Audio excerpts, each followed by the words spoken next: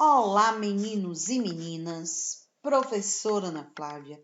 Estamos mais uma vez aqui com as nossas videoaulas de filosofia, exatamente, filosofia. E hoje, correção de exercício, correção da atividade proposta da nossa videoaula da semana passada, sexta-feira passada, livro, página 63, onde vocês deveriam copiar todas as perguntas no caderno, responder e enviar foto no Class.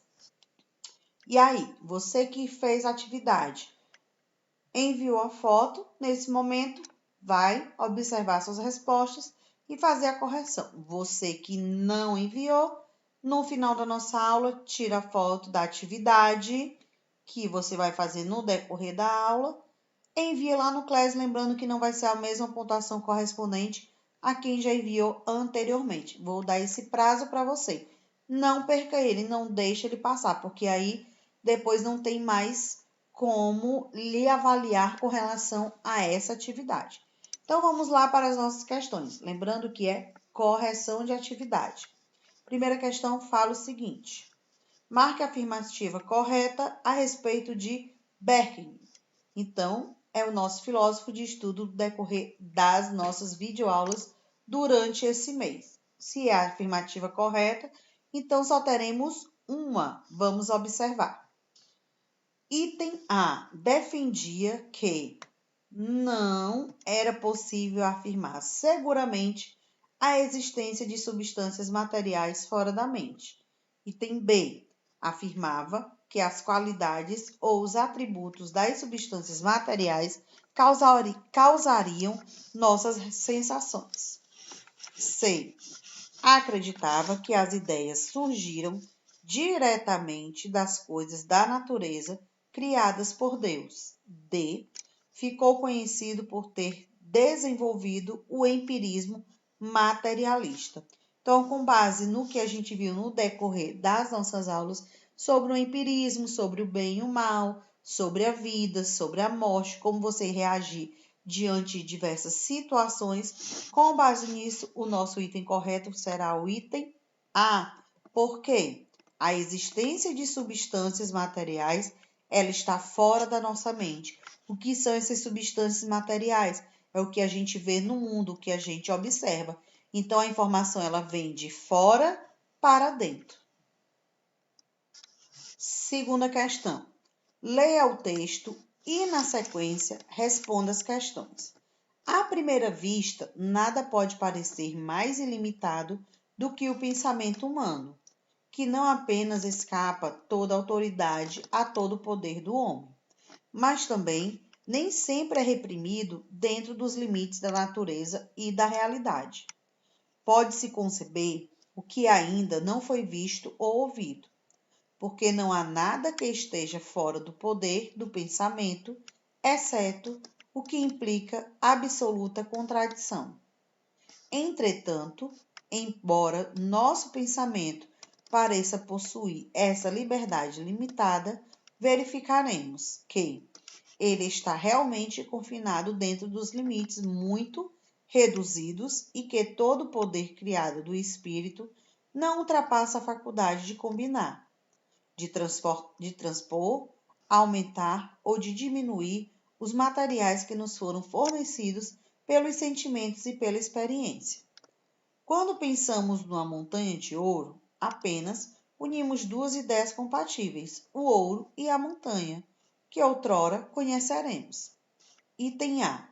Segundo Hume, o pensamento humano é ou não ilimitado e explique. Aqui nós temos a nossa resposta do item A.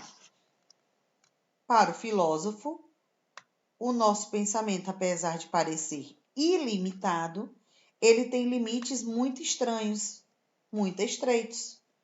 Essa suposta capacidade ilimitada, na verdade, reduz-se à combinação, à transposição, ao aumento ou à redução de informações ou conhecimentos já fornecidos pelo sentimento.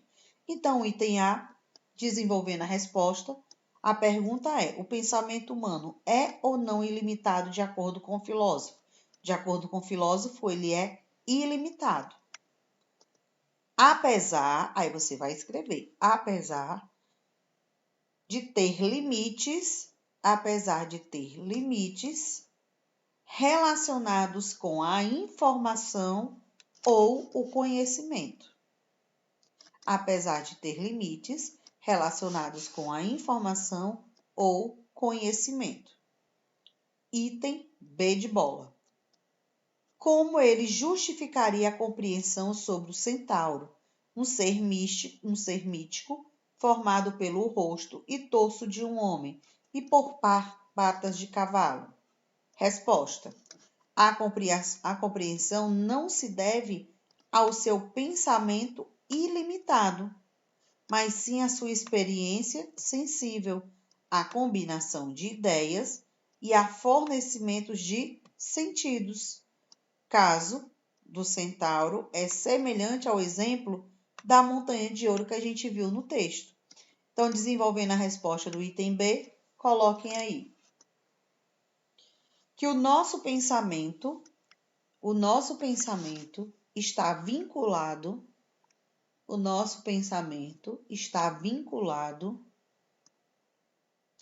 à experiência,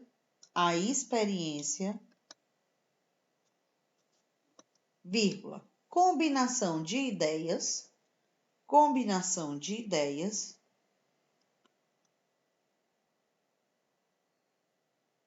e sentimentos, que o nosso está vinculado às experiências, combinação de ideias e sentimentos. Vamos para a terceira questão.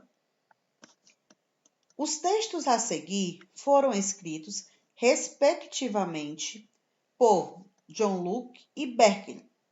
Leia-os e responda qual é o aspecto comum e qual a diferença entre as duas concepções. Então, quer saber o que é que tem de igual e o que é que tem de diferente sobre o posicionamento dos filósofos. É a recepção atual de ideias de fora que nos adverte da existência de outras coisas e nos permite conhecer a existência de algo, naquele instante, fora de nós, de algo que causa em nós a ideia. A existência de Deus ou de um espírito que está intimamente presente na nossa mente, produzindo nela toda a variedade de ideias e de sensações que continuamente nos afeta e de quem temos uma completa e inteira dependência. Desenvolvendo a resposta da terceira, o que podemos colocar?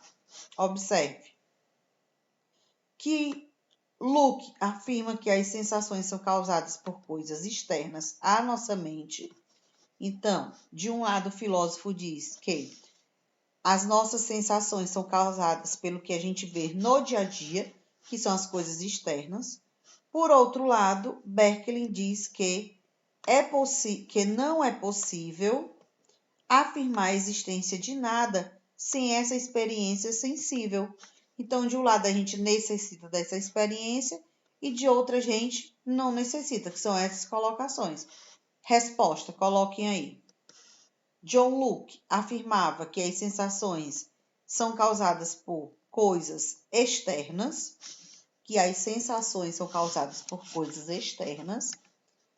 e Berkeley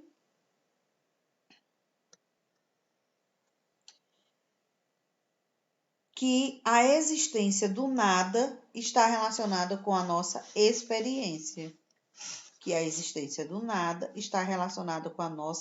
experiência.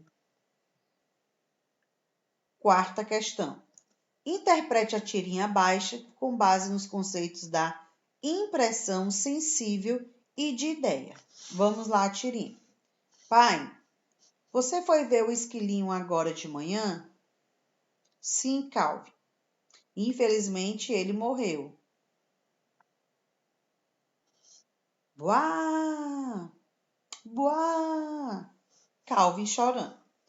Pelo menos ele morreu quente e seguro, Calvin. Nós fizemos de tudo, mas ele morreu. Calvin mais uma vez chora. Também, aí o pai fala. Também estou triste, filho. mas ele não tinha muita chance. Calvin baixa a cabeça. Eu sei, estou chorando porque lá fora ele se foi, mas dentro de mim, não. Olha só, Calvin está chorando porque ele perdeu o seu esquilinho. Ele não vai mais ter a presença física, mas sempre ele vai ter a presença interna. Ele não vai ter mais o externo, mas o interno ele vai ter. Então, sempre vai estar na sua mente, sempre vai estar no seu coração. Bora para. Então, a questão pediu para vocês analisarem a tirinha. Como resposta, como entendimento, nós temos o seguinte: a sensação de Calvin, quando viu o esquilo morto, seria uma impressão sensível, ou seja, o que ele estaria sentindo, uma percepção direta. Ele iria ficar triste, abalado com a morte do seu animal. A lembrança de Calvin do esquilo seria uma ideia, uma cópia, ou seja, uma representação da impressão sensível. O que a gente pode compreender? Que de um lado o sentimento fica e o bem material se vai. Então, essa é a resposta de entendimento. Coloquem aí. Que a sensação de Calvin era o seu sentimento, sensação de Calvin era o seu sentimento, e a sua ideia era a representação do que ele havia vivido com o esquilo. E a sua ideia era a representação do que ele havia vivido com o esquilo. A quinta questão pede para vocês realizarem atividade em grupo, mas não precisava ser em grupo. Você pode desenvolver a sua opinião sozinho, a sua compreensão. E nós temos o texto que fala o seguinte: o argumento de consentimento universal usado para provar a existência de princípios inatos parece-me mostrar precisamente que tal coisa não existe, pois nenhum princípio tem assentimento universal dos homens. Eu começarei pelo exame dos especulativos, exemplificando nos magníficos princípios de demonstração. O que é? É possível que a mesma coisa seja e não seja. Esses são de todos os princípios, os mais reconhecidamente inatos, e sua reputação de máxima universalmente consagradas é tamanha que parece estranho questioná-la. Mas eu peço licença para dizer que essas proposições não recebam assentimento universal, como boa parte dos homens as desconhece. É evidente, em primeiro lugar, que as crianças e os tolos não têm a menor apreensão desses princípios, nem pensem neles. Se, portanto, crianças e tolos tivessem uma alma ou mente com impressões, inevitavelmente as perceberiam. Mas, não sendo assim, é evidente que não há na mente nenhuma uma impressão inata. Isso quer dizer que, na nossa mente, temos impressões, mas que nem sempre elas são o quê? Verdadeiras. Com base nisso, vamos lá para o item A, B e C. Item A. Qual é o assunto principal do texto? Nós temos aqui a resposta para vocês. Vamos observar. Trata-se de um texto argumentativo. Ele está argumentando, ele está colocando uma opinião, um texto que está informando vocês sobre um ponto de vista. Então, resposta do item A, argumentativo, onde ele é contra a concepção, aí acrescente, onde ele é contra a concepção das impressões, onde ele é contra a concepção das impressões. Item B. Explique o argumento do texto do filósofo John Locke com suas palavras. Vamos analisar aqui no item B e desenvolver. John Locke parte da ideia de que, para os inatistas, os princípios de identidade de não contradição estão impressos na mente desde o nascimento do indivíduo. Ora, se isso é verdade, as crianças e os tolos deveriam utilizar esses princípios. No entanto, pode-se dizer que eles não o fazem. Não se pede coerência a uma criança de 3 anos, por exemplo. É só com o seu desenvolvimento e o acúmulo de experiências. Então, aqui a gente já desenvolve o item B. O argumento seria o quê? Que as crianças, as pessoas, elas vão adquirindo experiência com o passar do tempo. Coloquem aí. As pessoas vão adquirindo experiência com o passar do tempo. Item C. Identifique no trecho no qual são descritos os princípios lógicos de identidade e de não contradição. Temos aqui o item C. Quais são eles? O que é. Aqui é um princípio da não contradição. É impossível que a mesma coisa seja e não seja. Temos aqui 2 exemplos. Princípio da identidade, o que é, e o princípio da contradição. É impossível que a mesma coisa seja ou não seja. Mais uma vez. Princípio da identidade, o exemplo, o que é.